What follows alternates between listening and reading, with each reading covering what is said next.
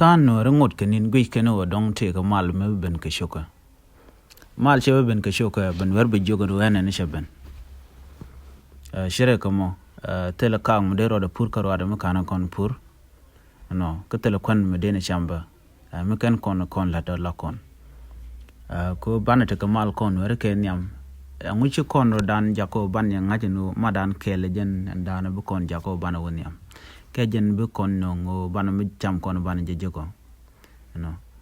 ke jen dan bu kon no bu kon wi dan ban je lat la wi dan la doran kon e kon la nuere ando be me mi cham ko kon jega kon e kon la nuere ata dan je kon gwi ni jeno shi kor lwang chana je gwi be mi shiran che tiya entamre kumaka chit kume dung so Sudan me me dong nuer me de pin nuer ko da dien ka gwe je en wo jene cha changa je ko nuer mo la tia ye bo ka ra dien ngum shi na rien ti ke je ngum la tia ni jino bi jen bu da mod bi lok bu ka kume da dien no gwe jen wo jen bu lo ngwana na ba ji ku lo use ram mo bi da mod ranan ci ku le jen ka je bi je ku le bin goro no en wo neki no ki bi shi mor bi ka bin doan match alo nekeke eko chaju jok no charging itong mi no telan mu gam lede ala gwanter la use ne rammo ko be je use run mi che gwadu mi che tok be je palwe en energy ki en long dana to ko kon mu ngode mi te kan ware me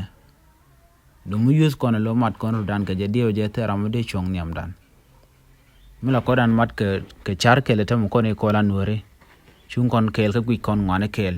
dio jen go tindial kon chocho kon de gutuk mene je gwi ba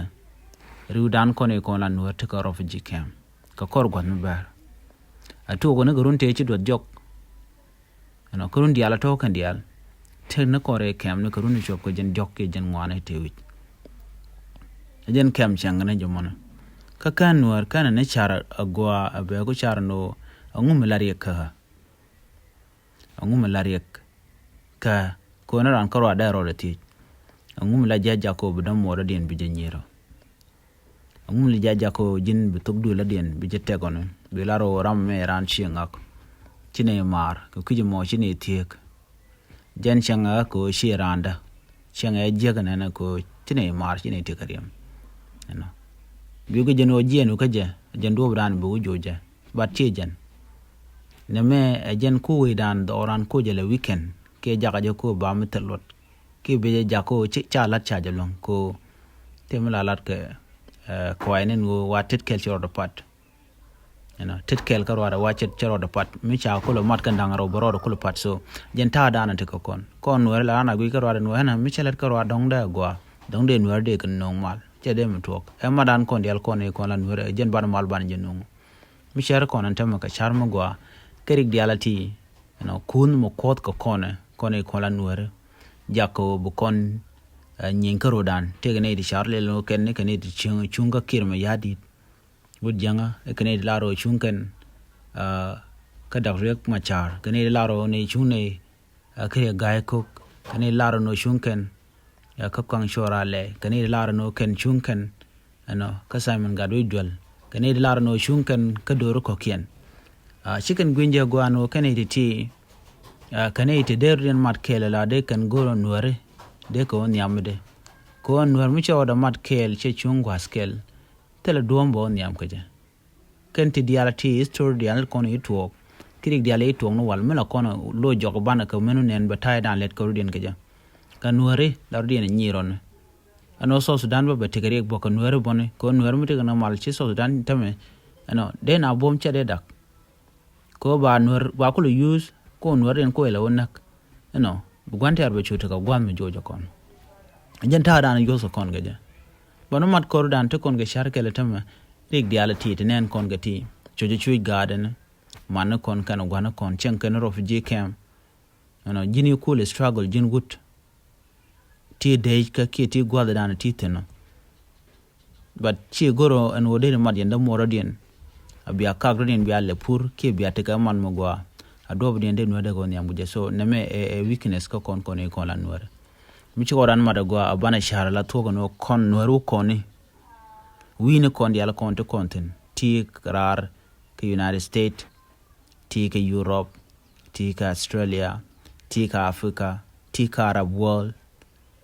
en ti ke Asia en win mon ti teno ka jin ramishal ke nwer gwawo de yen te ka mad yen nwara dien ya chikon bulano nwer di alde kuren mar la tok but den nwer tin nyodron o ken ke diel la tok de ran loy da pad no changan chang telam ba cham ten na me ba ying nwere ba ying mat ke nwere mom dan go nwere ba di lat ba teleje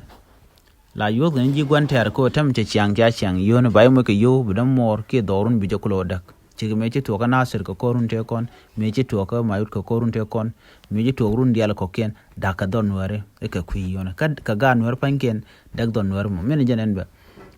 general nware re ke South Sudan ken de kontin tin la nyin special nware